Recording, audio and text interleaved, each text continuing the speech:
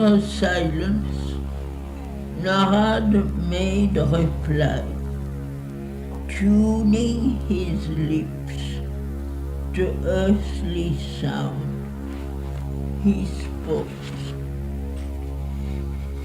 implacable in the passion of their will, lifting the hammers of titanic toil, the demiurges of universal work. They shape with giant strokes their own. Their sons are marked with their enormous stamp of fire.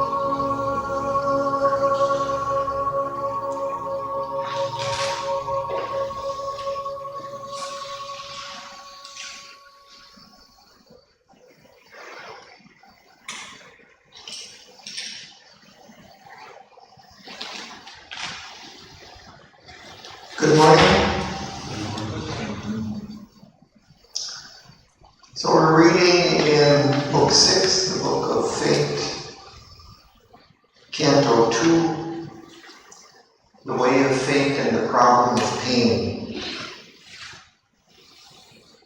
I said that this was the last part of the poem that Sri Aurobindo was writing at the end of his life.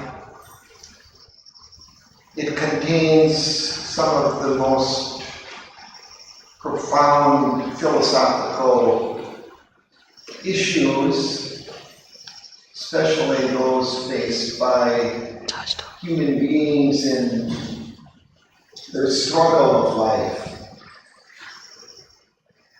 The reason for the pain and the suffering and the difficulty that we face in life.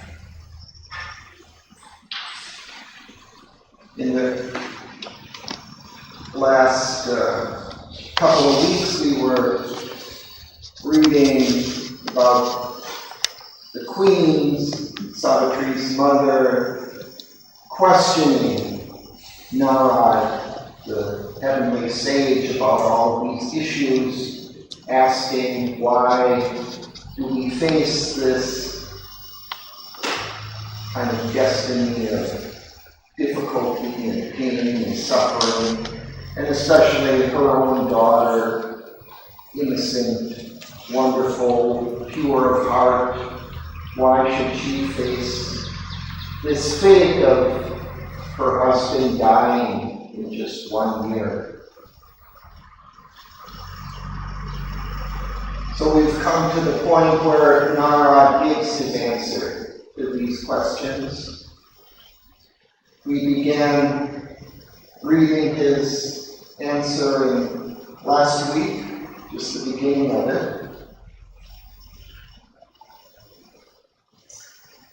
As Sri Aurobindo introduces Narad, he explains that he already sees this whole unrolling of fate and destiny of the world in his knowledge, in his omniscient view of existence. So he sees it all laid out like a map before him.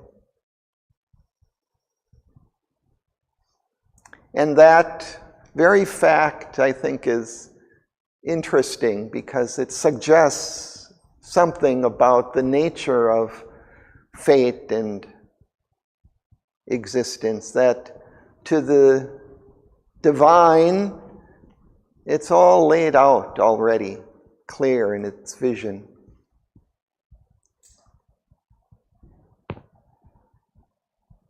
And he speaks about the soul, that deep within us there is this divine element in which pain and suffering do not reach, that it is immune from that.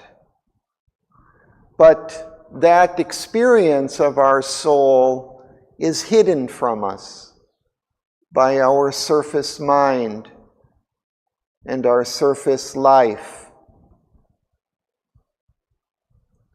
We can't see it. Our mind divides the reality into little sections, sees only a little point in time, cannot see the full sequence of time. So its vision is cut off, curtailed. And our human heart divides experience into dualities, pleasure and pain. Cannot see, experience it in its wholeness. And then he says, because of this limitation of our surface being, pain was necessary in order to help us overcome these limitations of our mind and heart and life.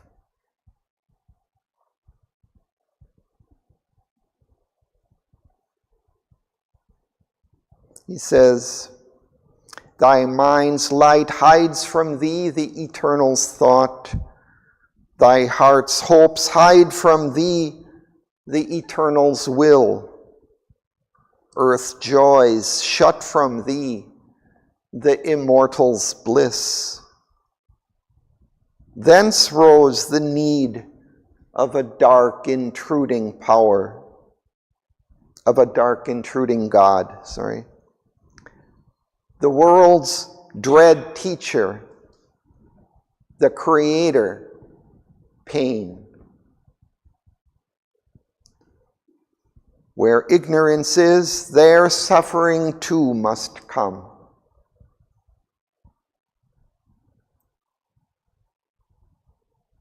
So in a sense, this is the kernel of the idea, the answer to the reason for pain and suffering.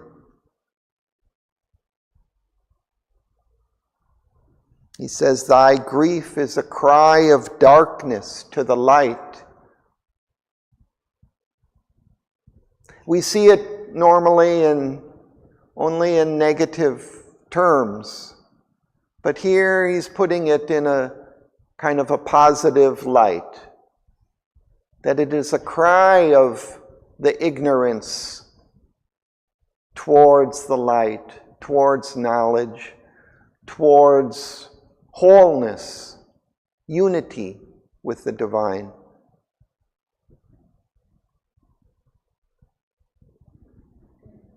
And then he speaks of pain being born as a twin along with joy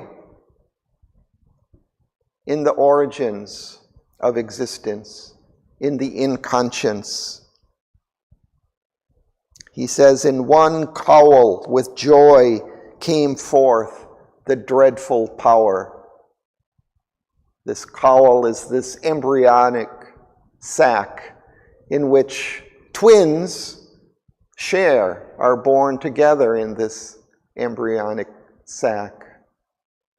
So suffering and joy come together like that, are born as twins. But he says first suffering came, then only joy could be. The suffering was the firstborn out of the inconscience. And it created the possibility for joy to come. Pain plowed the first hard ground of the world drowse. By pain, a spirit started from the clod, from a clump of earth, clay.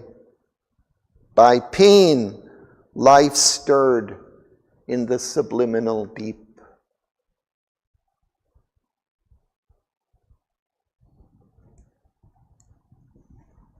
And now he'll continue and explain in even more detail and vividness this nature of pain and suffering and its reason and necessity.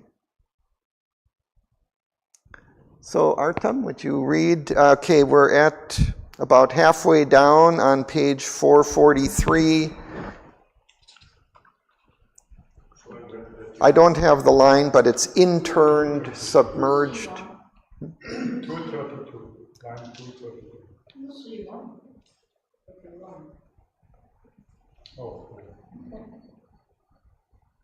Oh. Interned.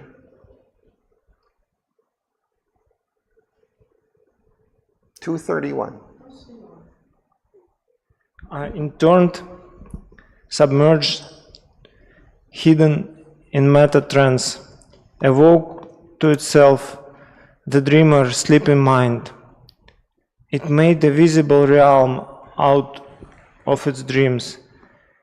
It drew its shapes from the subconscious depths then turned to look upon the world it had made. By pain and joy, the bright and tenebrous twins. The inanimate world perceived its sentient soul, else had the inconscious ever suffered change. Pain is the hammer of the gods to break a dead resistance in the mortal heart. His slow inertia as of living stone, if the heart were not forced to want and weep, his soul would have lain down counter at ease, and never thought to exceed the human start, and never learned to climb towards the sun. This earth is full of labor, packed with pain, throes of an endless birth coerce her still. The centuries and the ages vainly pass, and yet the Godhead in her is not born. The ancient mother faces all with joy, calls for the ardent pang and grandiose thrill. For with pain and labor all creations come. Thank you.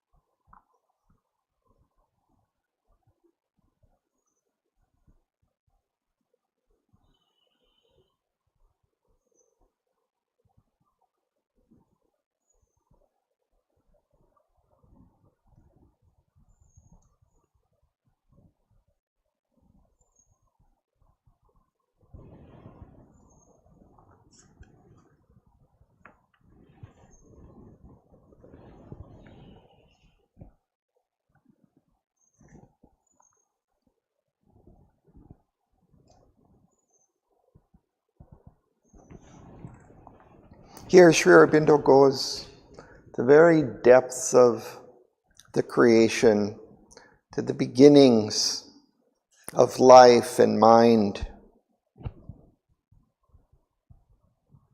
So in the previous line, he said, by pain, life stirred in the subliminal deep.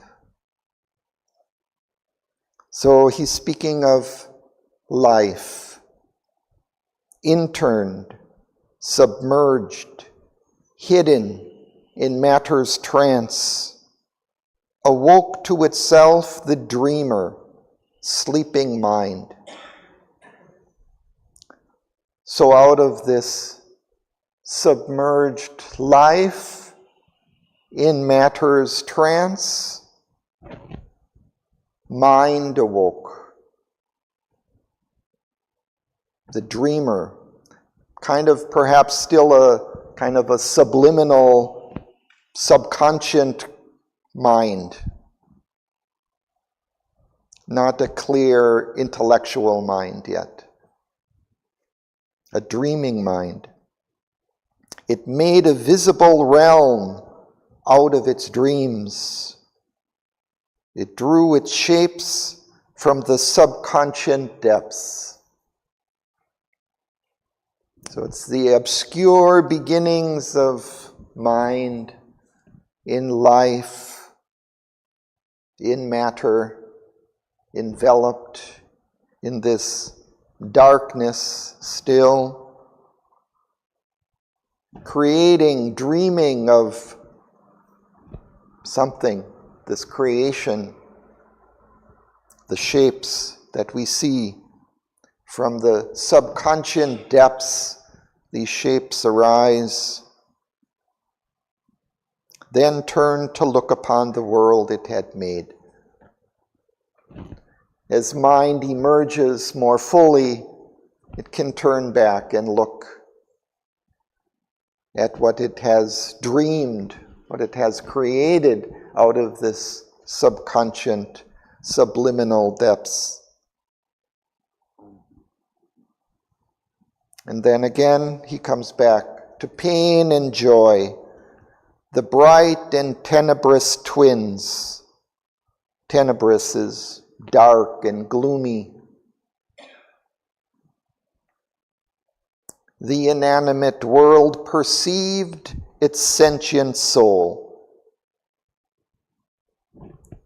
So matter, inanimate matter, is waking. It's now beginning to perceive something of the world that its dreams have created.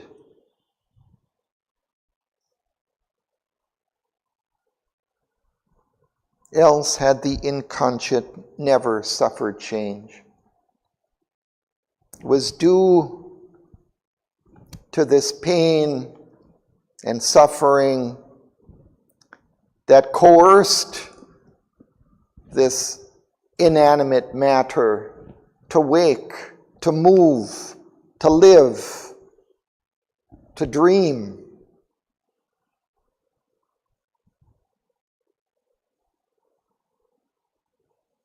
And then we have these powerful lines. Pain is the hammer of the gods to break a dead resistance in the mortal's heart.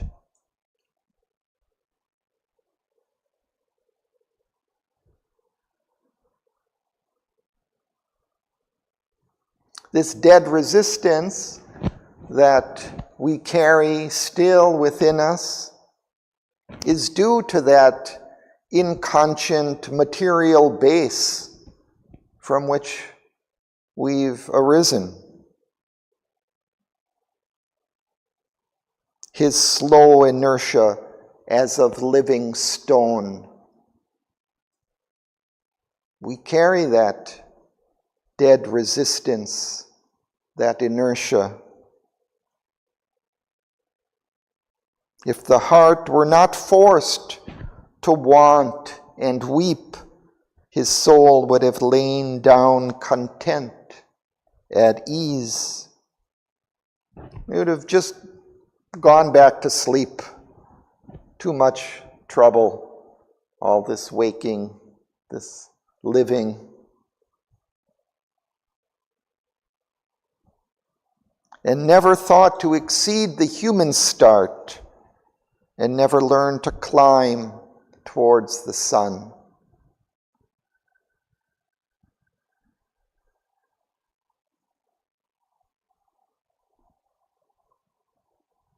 It brings back that line, thy grief is a cry of darkness to the light.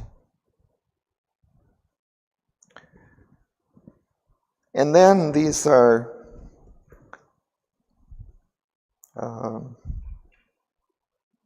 poignant lines. This earth is full of labor, packed with pain. Throes of an endless birth coerce her still. Throes, it brings to mind when a woman is having a child. These throes of pain as the as the fetus is emerging through the canal. The centuries end, the ages vainly pass, and yet the Godhead in her is not born.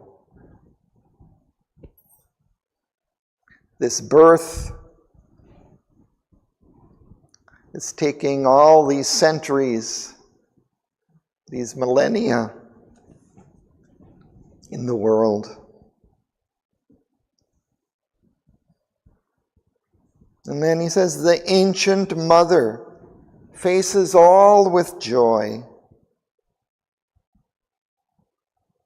The Divine Mother accepts all of this pain and suffering through all the ages, takes it with joy, for she knows its purpose, what's coming. Calls for the ardent pang, the grandiose thrill. She's not afraid of the pain and suffering, but welcomes it, for she knows that it is the creator. It is making it possible for the divine to emerge in the world. For with pain and labor all creation comes. And yet the Godhead in her is not born, that is the Godhead in the earth. What does it mean? Well, I think it's referring to this divine life that is in the process of birth in the world. Through the human being, as the intermediary, we, out of man, will emerge the Superman, the divine being, just as we have superseded the animal before us. This evolutionary process is likened to a birth, a long, long process of birth. So the human beings are creating the Godhead of the earth. Well, the mother is creating through us the future man, the future divine being.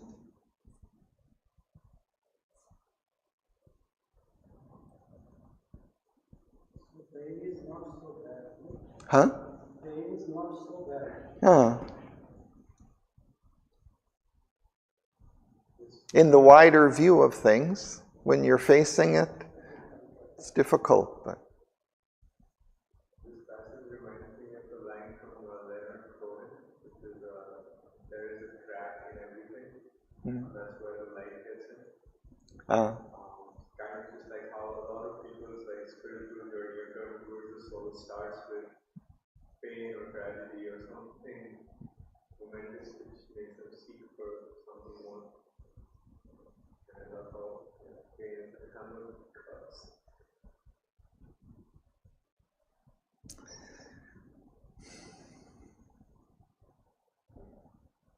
yeah, it's through that pain that the light can come in, as you say, or as Leonard Cohen says.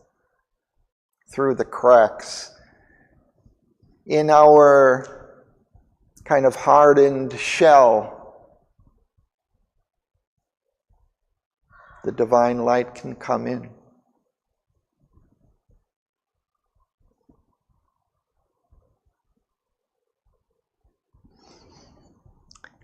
And the mother faces this all with joy. But earlier he Narad spoke of the soul within also is immune from this suffering. So deep within us too, in our soul, we also welcome the struggle and suffering of life, for it knows that through that it can grow and emerge in the outward nature.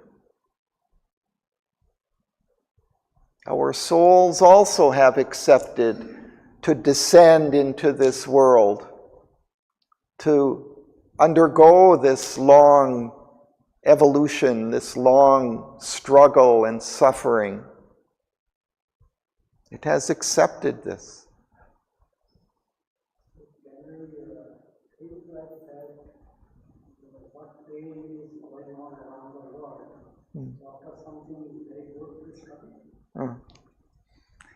Yeah, it can, I think, help us to take it in a different light, all that pain and suffering, and understand its necessity, and also that it is bringing something else, something new, something more divine.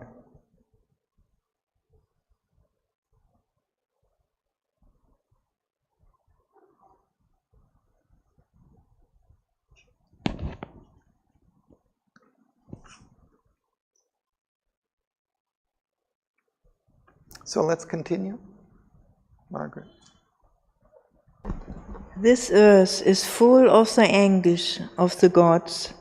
Ever they travail, driven by time's goad, and strive to work out the eternal will, and shape the life divine in mortal forms.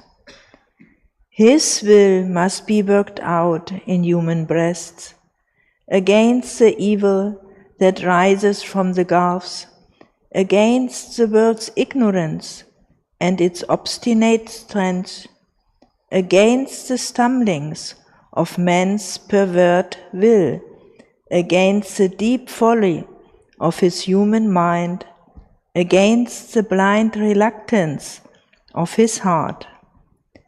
The spirit is doomed to pain till man is free. There is a clamour of battle, a tramp, a march. A cry arises like a moaning sea, a desperate laughter under the blows of death, a doom of blood and sweat and toil and tears. Men die, that men may live and God be born. An awful silence watches tragic time. Pain is a hand of nature sculpturing man to greatness, and inspired labor chisels with heavenly cruelty an unwilling mold. Thank you. Let's pause.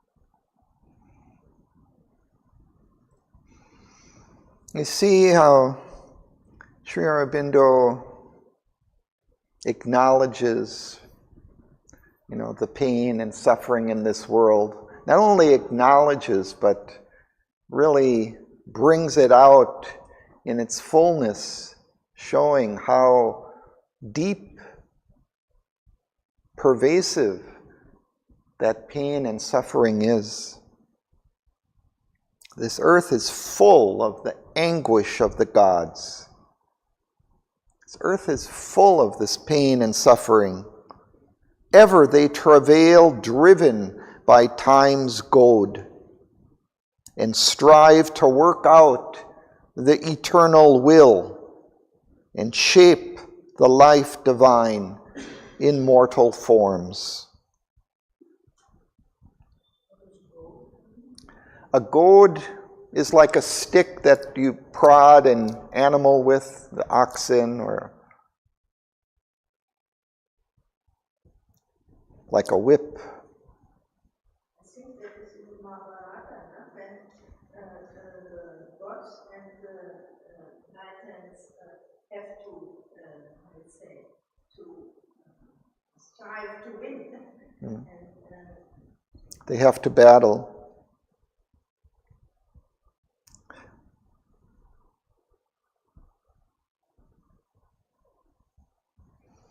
But he's speaking of this, the gods working towards the progress of the evolution, moving forward in time. And we have this reluctance of matter, like the oxen who are lethargic and don't want to move. So they have to be whipped, goaded. Like that, the gods are whipping us to progress, to overcome our laziness, our reluctance to move.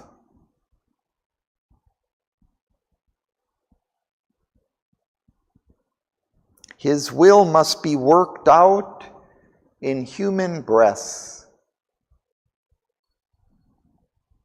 So it's not just, in a way, some kind of cosmic event,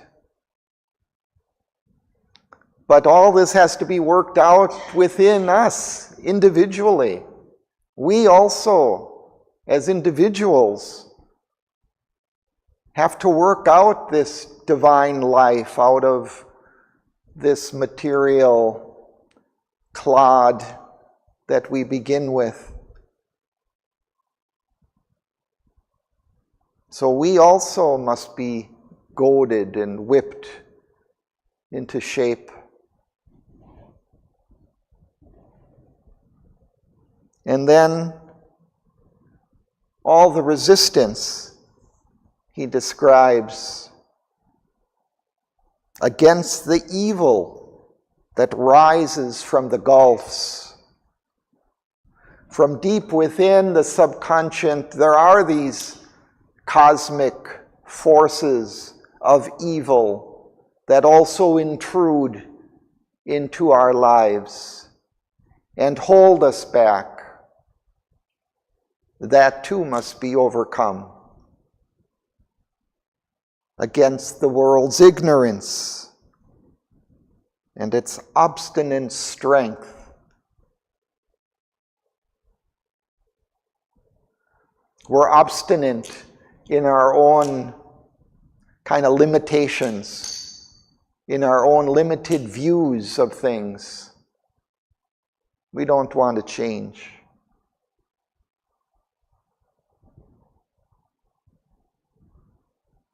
Against the stumblings of man's pervert will. Our will goes in devious ways, goes astray, follows its own desires, doesn't follow the straight path to the divine. Against the deep folly of his human mind.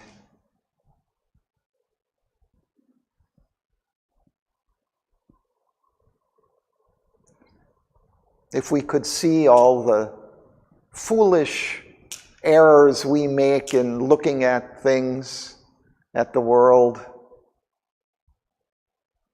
from the perspective of a higher consciousness and mind. We see how foolish people can be.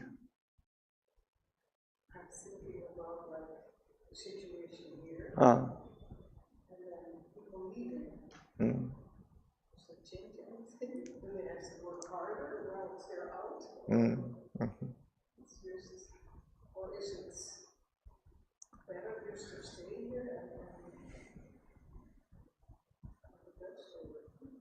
how to deal with it? Yeah, It's just we all face this in Auroville, all these struggles and pains and how to overcome them.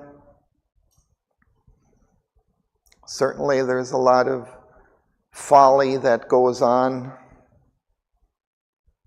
Foolishness, blindness, stupid mistakes people make. so maybe a strange personal experience. Like last year, I woke up 3 o'clock in the night. It's too much. I'm gonna pack my suitcase. I didn't go do it at 3 in the morning. Week later again. God, it's too much. I mean, no, you stay. Oh, okay. But it's interesting. Yeah, oftentimes I think we may try to avoid this struggle and pain that we face in life or in Auroville. And we need to go through it. The gods are working things out through that struggle. So it's probably better to stay with it. But what we can say is that maybe we will get stronger, you know. We see Europe for the moment. Europe is stronger than before. Of course, there are people that will leave because the armor is too strong. But there are people that were not so linked together, and then now they're going to link together because in front of adversity, you have 2 ways. You have to escape, or you have to gather, and I guess that's the point. Yeah, it helps us to focus and to gather our strength, to dig down deeper within us into something that can face this. Because that strength, that power is there. It resides within us, deep within in our soul. So sometimes that pain and suffering forces us to go deeper within, to find it. Across the Atlantic, and you are a team. If there is no storm, you will arrive in front, but you will not be a strong team. There is a storm. There are 2 possibilities: you die, or you get much stronger, and the team will work together. Then you arrive, and you are a real team. You have been progressively getting better. Yeah, that brings another interesting aspect into it, that it also forces human beings to unite together to overcome these huge resistances. It unites humanity also. And he will speak of, bring it into the context of war, the clash of nations with one another. There is a clamor of battle, a tramp, a march.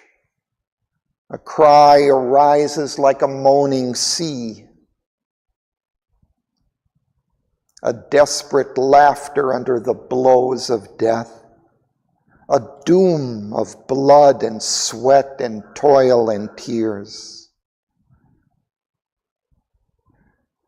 It's recalling something of the wars, I think. The suffering that men go through in battle. Men die that man may live and God be born.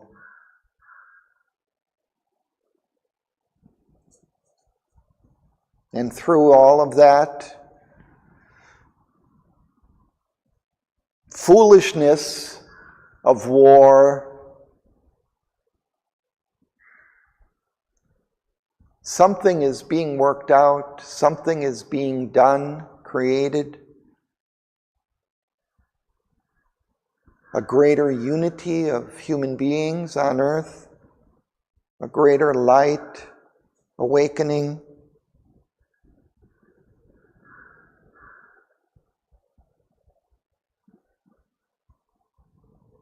And then these more kind of poignant lines. An awful silence watches tragic time.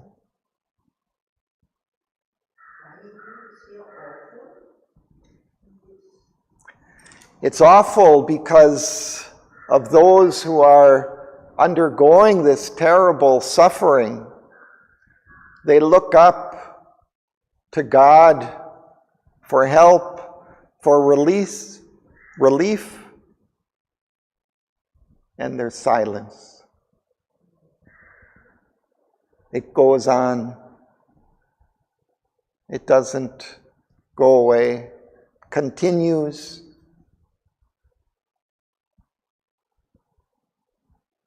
And goes on through the centuries, not through one war, one long war of years and years, but through centuries of war after war after war.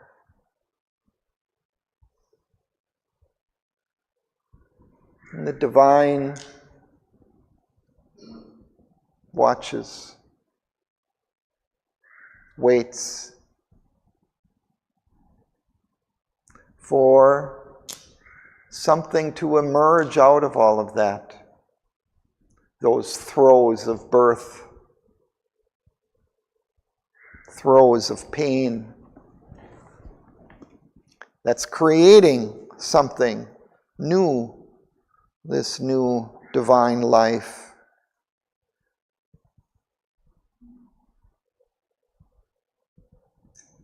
And then, again, these mantric lines. Pain is the hand of nature sculpturing men to greatness. An inspired labor chisels with heavenly cruelty an unwilling mold.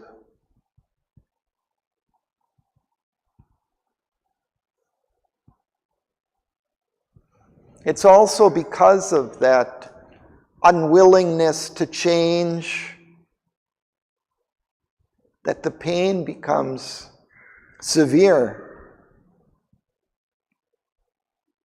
If we can become more plastic, more malleable to the divine hand, it would treat us with, more sensitivity.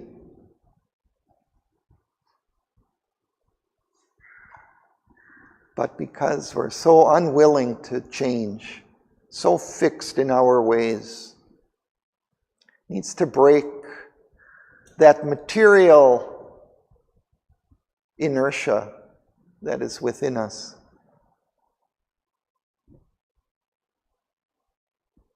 But why are God's anguish? Well, I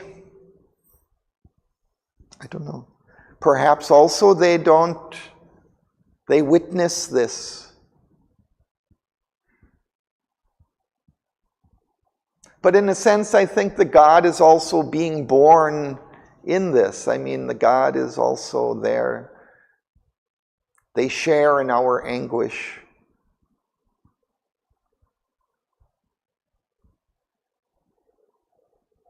But they don't change the role of consciousness, evolution. They don't share. Well, I think they're driving it. I think he's suggesting that they're driving this process through this pain and suffering. Perhaps they share take a share in that pain and suffering too, as he will speak of the avatar, the divine, who takes on the load of suffering and pain in the world on himself.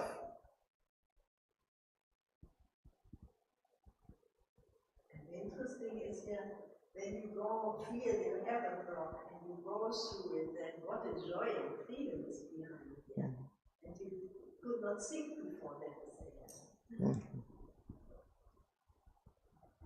Yeah, when we're faced with these obstacles of our own nature, we feel closed in, limited, unable to break through. But a point comes where we do break through. And there's a great release and joy that comes. These last three lines I feel like they're so incredible, but the two things that's kind of puzzled me a bit is that pain is the hand of nature. It's not the divine hand, it's not the hand of God, it's the hand of nature. And with heavenly cruelty, I mean, it's such a oxymoronic kind of play of words, but also you don't imagine, like, you don't think there should be any cruelty, right? You do what's necessary. You don't hold back. Why should there be cruelty? You know, why would you hammer the instrument with cruelty? Why not just do what needs to be done? Not necessarily with love, but why with cruelty? Like it feels, maybe it's because it's nature and it's not the divine hammering. Well, I think that it's a heavenly cruelty because it serves a heavenly purpose. It seems cruel. It feels cruel. We face cruelty in this world, this pain and suffering. But it's all there for a purpose. It's, in the end, I think he says somewhere in here, it's his will. The divine's will is behind. So like it feels cruel from our perspective because it doesn't conform to our morality or Yeah. how could you do this to me? Right. Nature is not thinking in those terms. Right.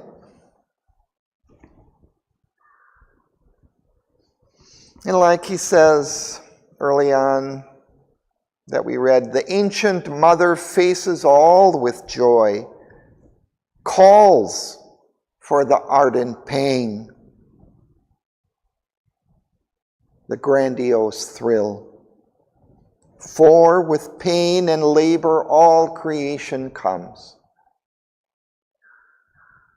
She calls for the pain. We call for the pain sometimes. I mean, why do we do these foolish things?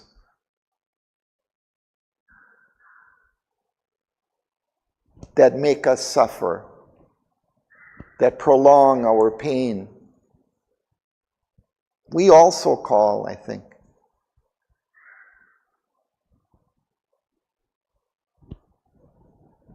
I think it is a way to learn in every moment to call and to be open to the, let's say, the presence and the force of the divine mother. Then something that flows and goes. In the end, I think that's what all this pain and suffering is trying to teach us, no? Just to open up to the divine light, to the divine joy and love and happiness that's there waiting to descend,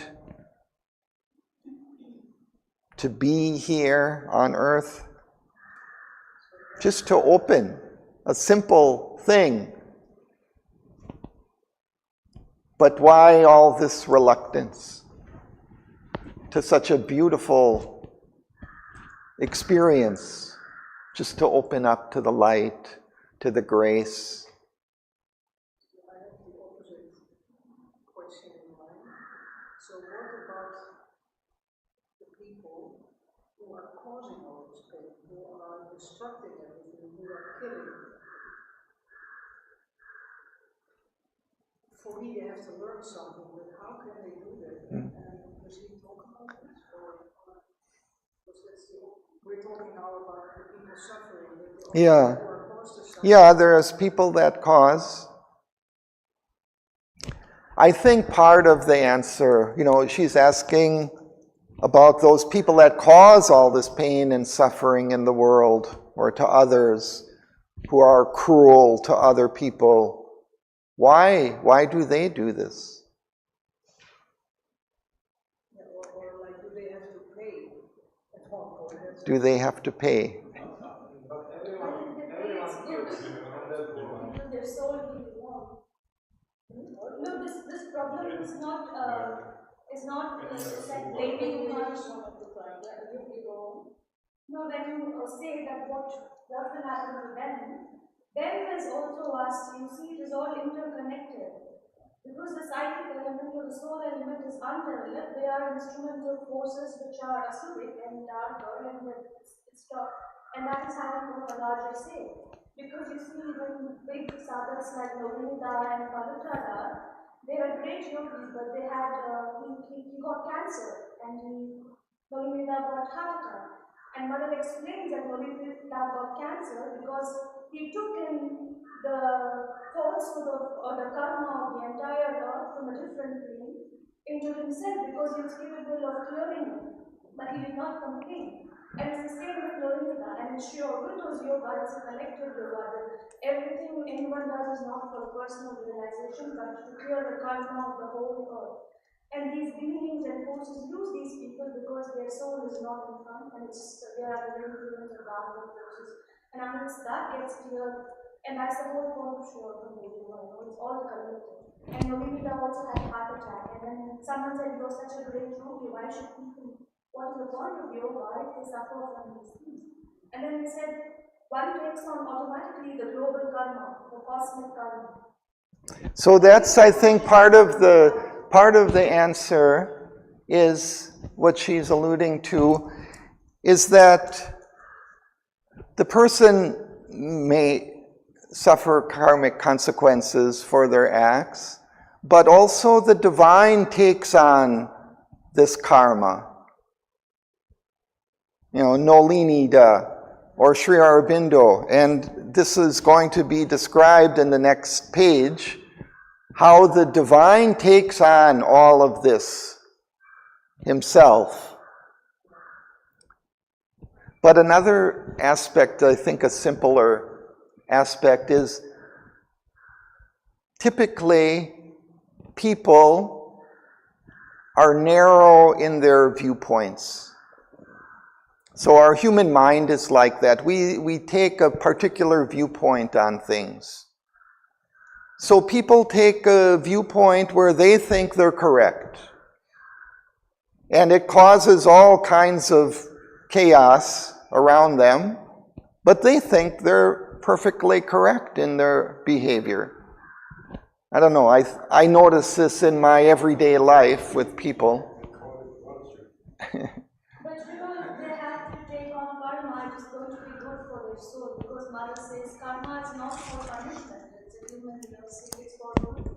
And unless, if they go through suffering and growth, they will grow and evolve, and it will be a good blessing by grace. If they keep getting whatever they want and follow what is happiness. Okay, let's move on to the next section. B. Implacable in the passion of their will, lifting the hammers of titanic toil, the demiurges of the universe work. They shape with giant strokes their own. Their suns are marked with their enormous stamp of fire. Although the shaping God's tremendous touch is torture, unbearable to mortal nerves, the fiery spirit grows in strength within and feels a joy in every Titan pang.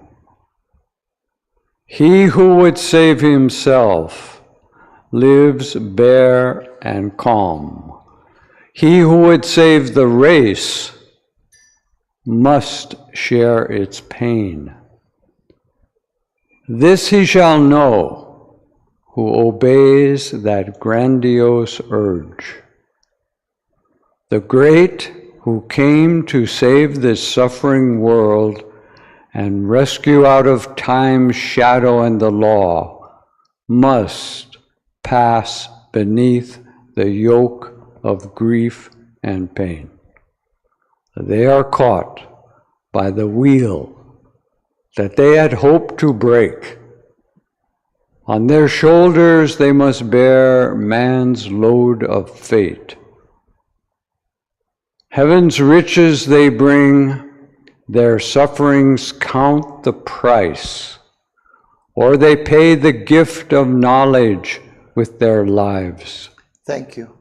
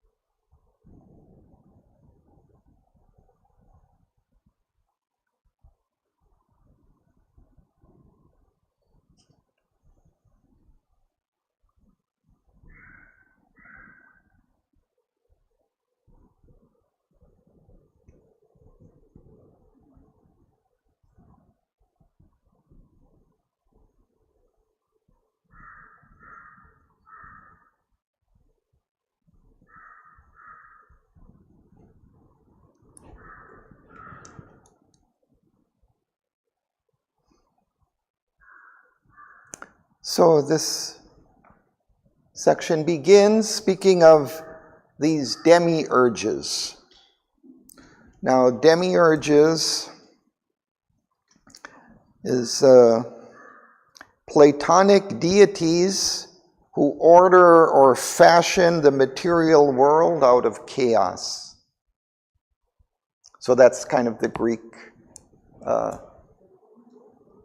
Platonic deity who orders or fashions the material world out of chaos. So that's in the Greek, ancient Greek interpretation of things. He says they're implacable in the passion of their will. That is, their will is not appeased or diverted or pacified in any way. They're intent on completing their task, their will. Lifting the hammers of titanic toil, the demiurges of the universe work. They shape with giant strokes their own. Their suns are marked with their enormous stamp of fire.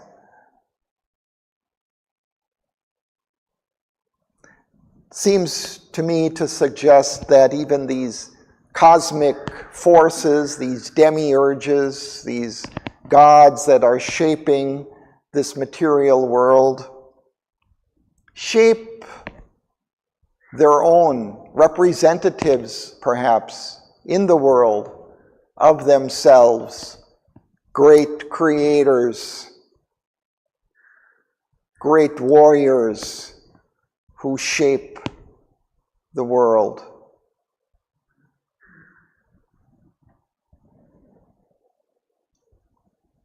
They are marked with their enormous stamp of fire.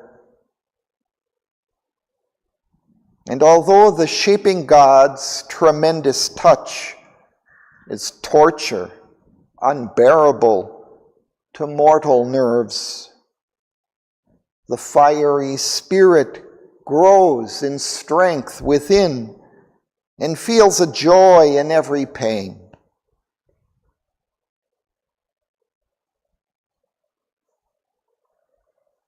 Again, I think it perhaps alludes to some extent towards this inner soul within us, which is, in a sense, immune from that suffering, is able to take joy in that suffering of the outer personality, the outer being, who is being shaped and molded.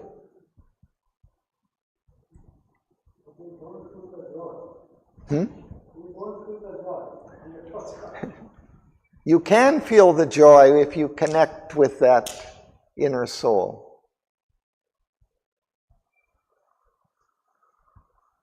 I think that's part of the secret. And then he's speaking especially of these, perhaps, sons of these demiurges, or of the divine being himself. He who would save himself lives bare and calm. He who would save the race must share its pain.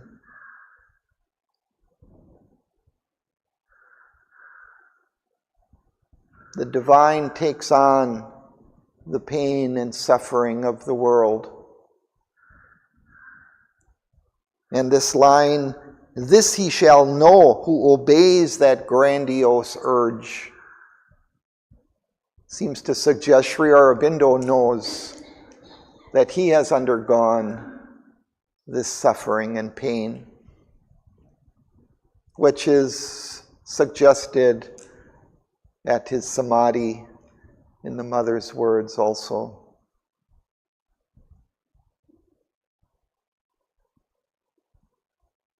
So those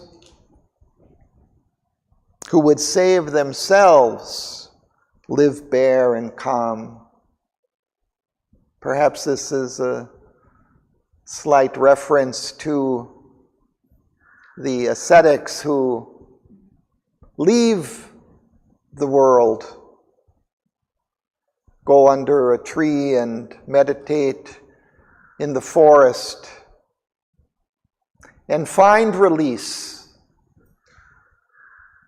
from all the pain and suffering of life in the transcendent divine. But they don't carry with them the burden of humanity who is left behind.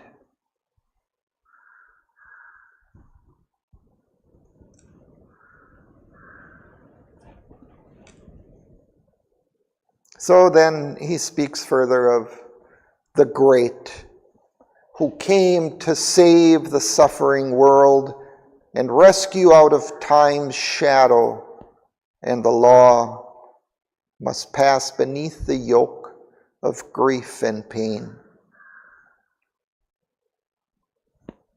And he will, in the next section, speak more specifically of Christ, who, in a sense, symbolizes this fact or this phenomena. For the whole idea of Christ was that he bore the suffering of humanity, died on the cross for humanity, taking upon himself the sins of humanity, to deliver humanity.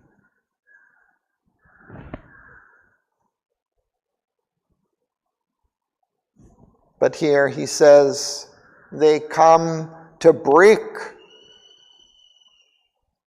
They are caught by the wheel that they hope to break. They also are caught, they want to break this cycle of pain and suffering, but they too are caught in it and suffer pain along with humanity. On their shoulders they must bear man's load of fate. Heaven's riches they bring, their sufferings count the price, or they pay the gift of knowledge with their lives.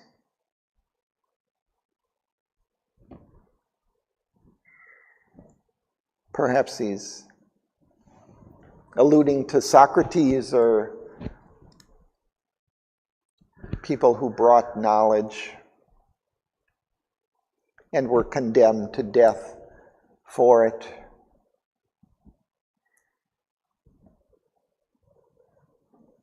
Let's continue. Sudanya. The sons of God born as the Son of Man has drank the bitter cup on Godhead's depth, the depth that eternal owes to the fallen kind. His will has bound to death and struggling life, that yearns in vain for the rest and endless peace. Now is the debt paid, wiped off the original score. The Eternal suffers in a human forms. He has signed a salvation's testament with his blood. He has opened the doors of his undying peace. The deity compensates the creature's claim. The Creator bears the laws of pain and death. A retribution smite the incarnate God. His love has paved the mortal's roads to heaven. He has given his life and light to balance here the dark account of mortal ignorance. It is finished, the dread mysterious sacrifice offered by God's martyred body for the world. Gethsemane and Calvary are his lot. He cries the cross on which man's soul is nailed. His escort is the curses of the crowd. Insult and jeer are his right's acknowledgement. Two thrives slain with him mocked his mighty death. He has trod with a bleeding brow the Saviour's way. Thank you. Let's pause.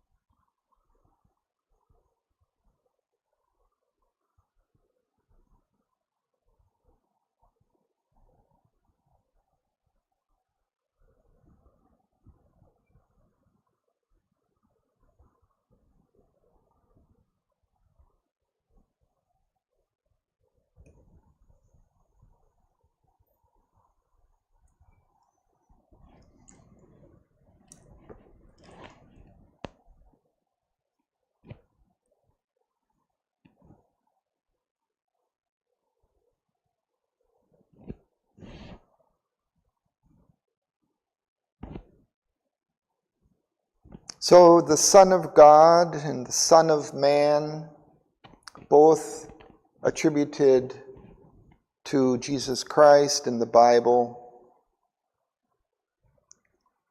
He is both. He is the Son of God, but born as the son of a man. He has drunk the bitter cup. I think this alludes to something in which maybe Christ on the cross asked for some water and they gave some bitter drink instead. Something. Own Godhead's debt. The debt the eternal owes to the fallen kind. His will has bound to death and struggling life. So his will, I mentioned earlier, the divine will behind this, has bound to death and struggling life us, that yearns in vain for rest and endless peace. We yearn for this peace and rest from all of this suffering, but we yearn in vain. Not yet. Not yet ready, Sri Aurobindo said.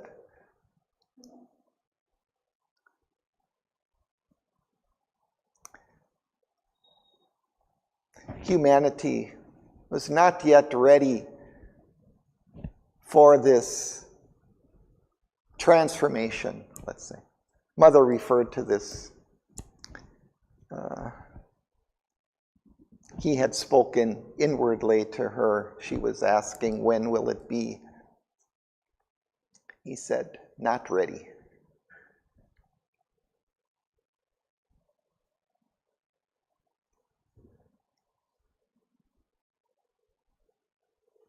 Now is the debt paid, wiped off the original score.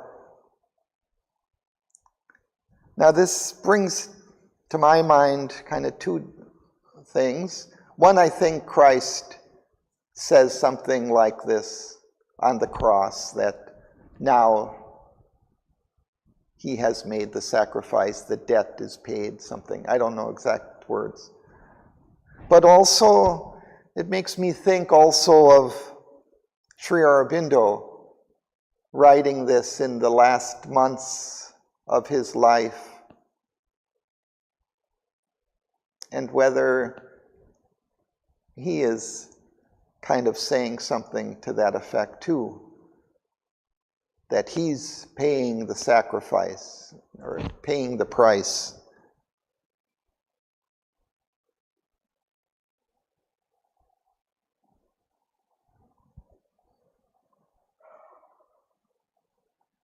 Now the debt is paid, wiped off the original score. The eternal suffers in a human form. He has signed salvation's testament with his blood. So a testament is a covenant or agreement binding between God and man. He has opened the doors of his undying peace. Through his own suffering and death, taking on all the karma of the world, he opens the doors for humanity to his undying peace. The deity compensates the creature's claim. The Creator bears the law of pain and death. He takes on these things to compensate the human creature and its claim for the peace of God. It also wants that. A retribution smites the incarnate God. Punishment smites, hits strikes the incarnate God. His love has paved the mortal's road to heaven. Through his love, and we speak of this, of Christ's love for humanity, that he saved the world through that love. He has given his life and light to balance here the dark account of mortal ignorance. It is finished, the dread, mysterious sacrifice. I think these lines come from Christ's words on the cross. Offered by God's martyred body for the world. Gethsemane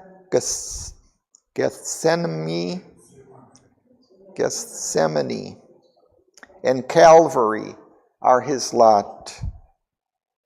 So Gethsemane is this garden in which Jesus goes before he's crucified, and he stays there with his disciples, and he knows that he's about to be crucified.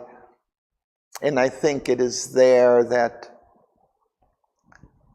Judas crosses him and tells the guards to come, and they take Jesus from that place to be crucified, arrest him. But I think the Gethsemane part is more that Jesus wanted to get out of it. It was too much for him. So everybody has to go through this thing now. No, not me. By me. So we go through that by me thing. Yeah. Then it gets taken. But so everybody has to go through these two things. The whole thing. But what is interesting about it's done, Mother said that too at the end. You know, there's a little booklet, but it was done, that was from period in 13. The Mother says, yes, the transformation, what has to happen, it is done, but we need the cooperation of the Aurovillians.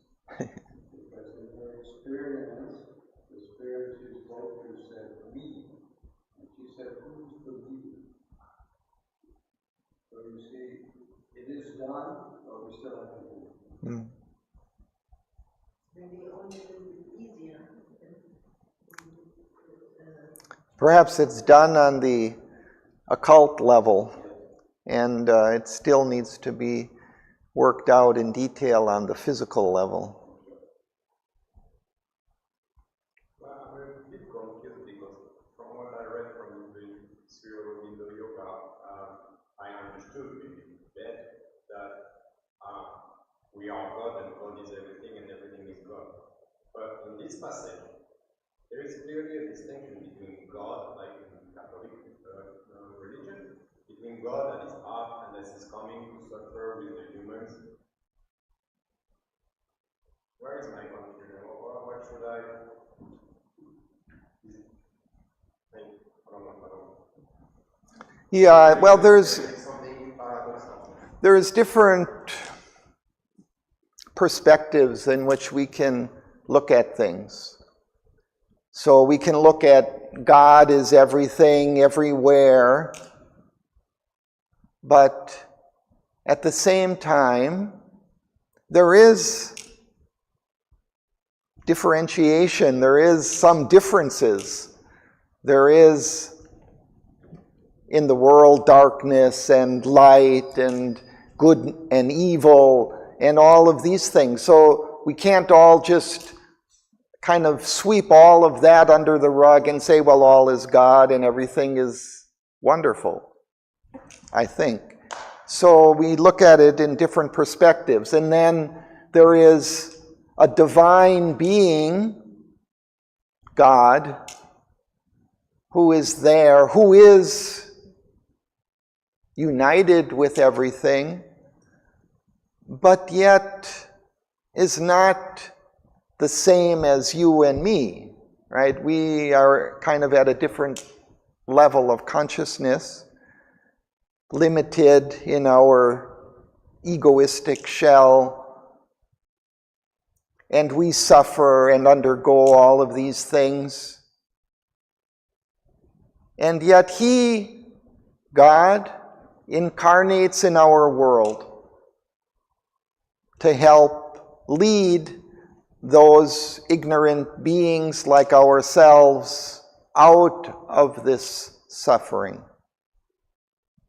So they're different perspectives. It's all God, and He is there in you and me, and He is everything.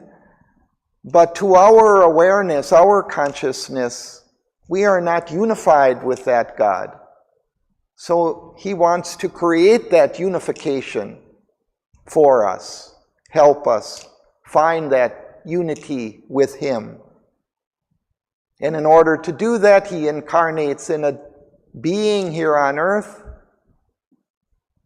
and shows us love and peace and the way to go, gives us integral yoga and shows us a path out.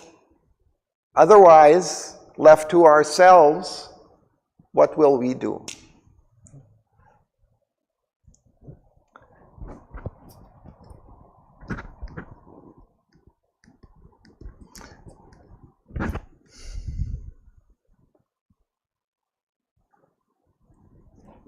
So they have come to pay the debt.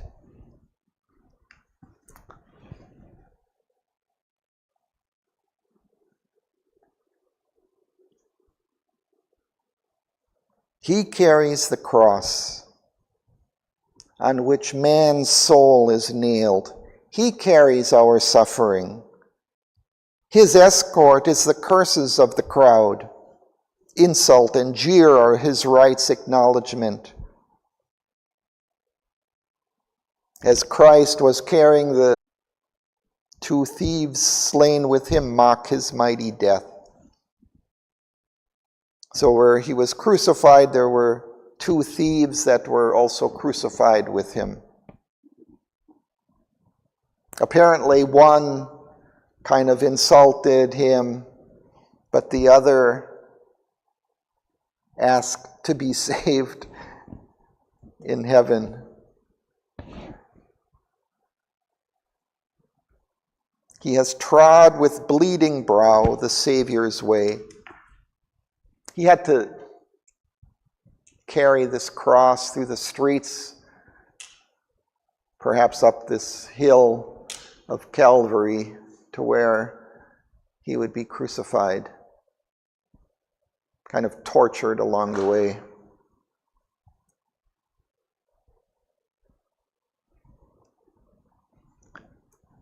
Okay, we should stop there for today.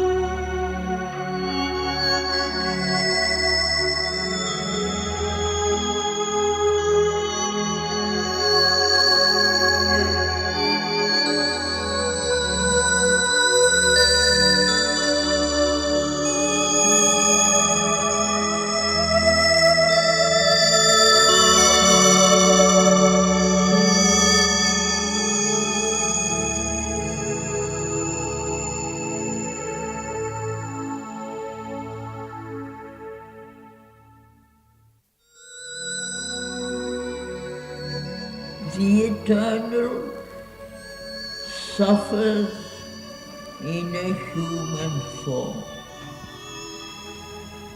He has signed salvation's testament with his blood. He has opened the doors of his undying peace. How shall he cure the ills he never felt? He carries the suffering world in his own breast.